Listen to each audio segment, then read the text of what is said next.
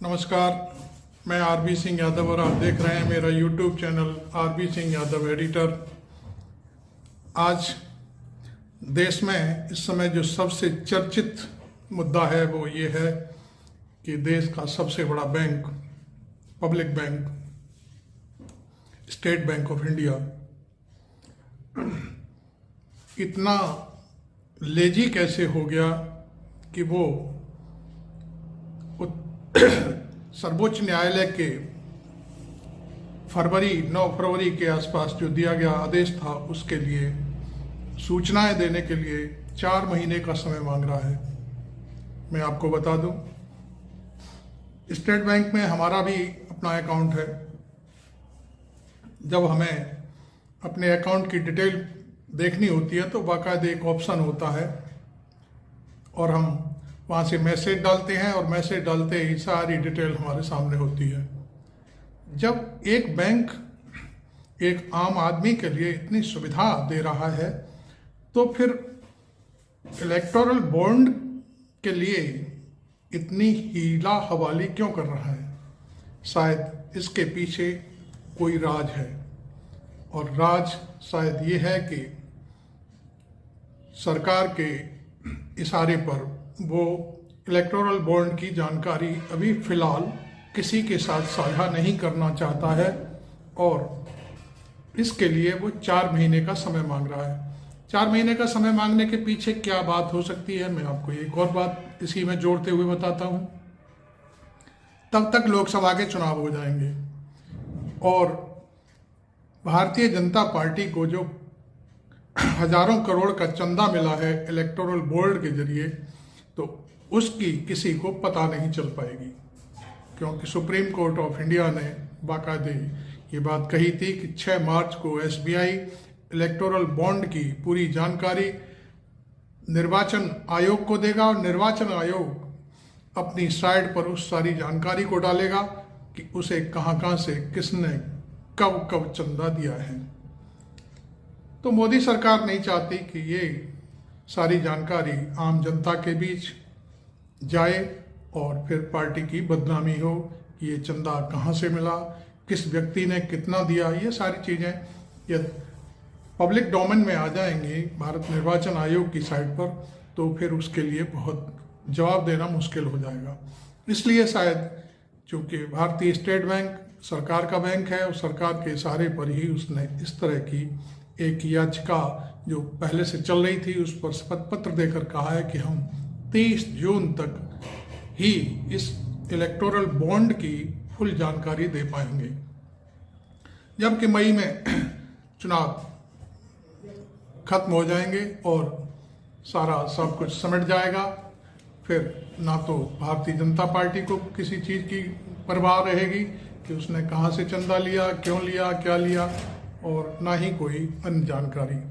तो ये इस समय सबसे बड़ी बात है। मैं आपको बता दूं कि इलेक्टोरल बॉन्ड को सुप्रीम कोर्ट ऑफ इंडिया ने अवैध घोषित कर दिया था और उसे 9 फरवरी के बाद बैंक को निर्देश दिया था कि वो अब जितने भी उसके पास बॉन्ड हैं उनको वो किसी भी पार्टी के खाते में उस पैसे को न जाने दे और उनको निरस्त कर दिया जाए। तो शायद निरस्तीकरण की तो स्थिति शायद आ गई है समझ में और वो शायद बैंक ने रोक भी लगा दी है, लेकिन यह जानकारी अभी उसके लिए देना बड़ी मजबूरी हो गई है। वो कहाँ से है, क्या से कैसे है, तो ये सारे बचाव के रास्ते खोजे जा रहे हैं कि इलेक्टोरल बॉन्ड में कितना पैसा कहाँ से आया, किसने दिया। ये सारी जानकारी इलेक्शन के दौरान जो लोकसभा के चुनाव होने वाले हैं उसके दौरान पब्लिक में नहीं जानी चाहिए। तो ये एक बड़ी खबर है जो सवेरे से ही धुआंधार पब्लिक में चल रही है और जगह जगह सारे जितने भी गोदी चैनल हैं वो तो नहीं दिखा रहे, लेकिन जो यूट्यूबर हैं, यूट्यूब चलाने वाले लोग हैं, वो सब जगह बस एक ही मुद्दा छाया हुआ है। इसमें कांग्रेस भी कूद पड़ी है मैदान में और कांग्रेस ने इसके लिए बैंक को जिम्मेदार ठहराया है। कई वकीलों ने बाकायदे लंबे लंबे इंटरव्यू दिए और कहा है कि ये सारी चीज़ें एसबीआई के जो मैनेजमेंट है उसके खिलाफ एफआईआर होनी चाहिए, ये होना चाहिए, वो होना चाहिए। अब देखिए, ये तो कल 6 तारीख है, कल 6 तारीख में सुप्रीम कोर्ट ऑफ इंडिया क्या डिसीजन लेता है, उसको समय देता है नहीं देता है, ये तो अदालत के ऊपर डिपेंड करता है। लेकिन तमाम लोग अपनी अपनी बात कह करके इस मामले में एसबीआई को कटघरे में खड़ा कर रहे हैं, क्योंकि एसबीआई जो एक क्लिक में सारी किसी भी अकाउंट की डिटेल आपके सामने रख देता है, वो बैंक जिस पर भरोसा करता है, सरकार का बैंक है, वो बैंक ऐसी बात कह रहा है कि उसे 4 महीने चाहिए इलेक्टोरल बॉन्ड की जानकारी साझा करने में।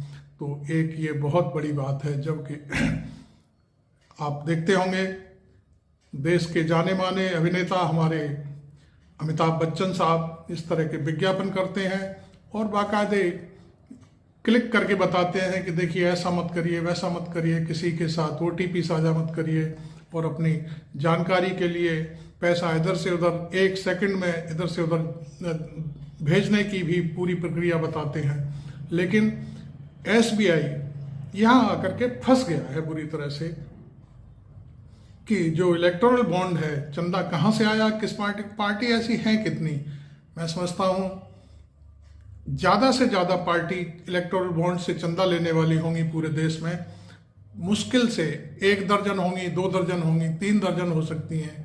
हम कह रहे हैं 100 भी हो सकती हैं, क्योंकि पार्टियां बहुत हैं, हर पार्टी को इलेक्टोरल बॉन्ड से चंदा नहीं मिलता।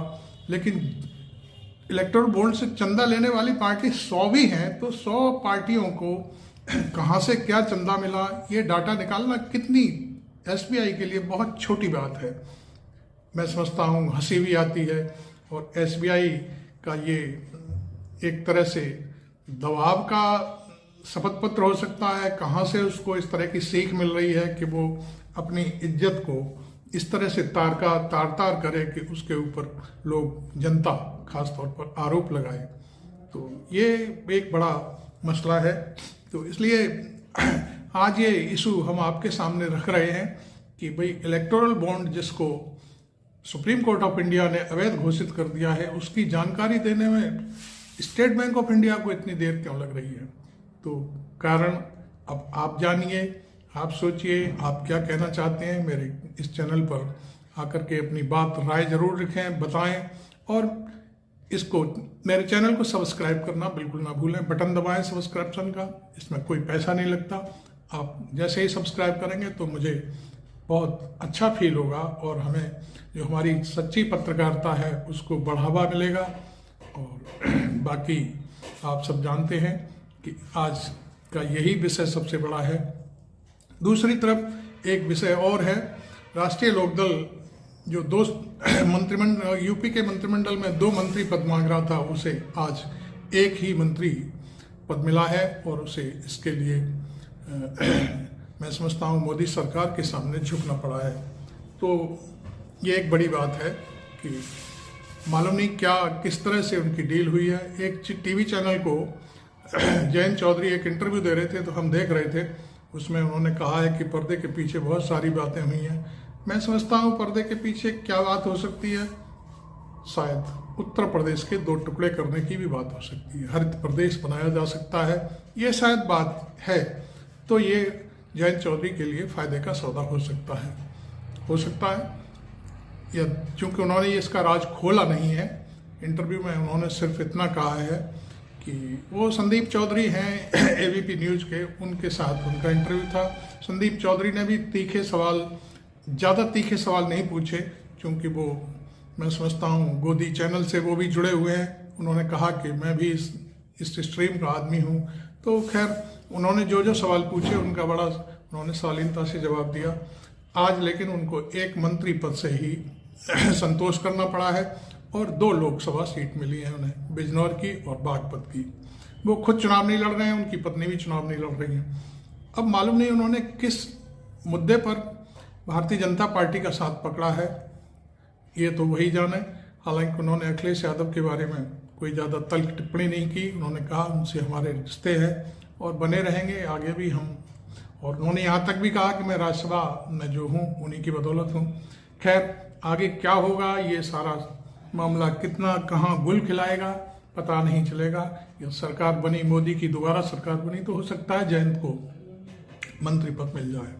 तो आप देख रहे थे मेरा ये YouTube channel RB Singh Yadav editor, आप इसे सब्सक्राइब जरूर करें। Thank you very much.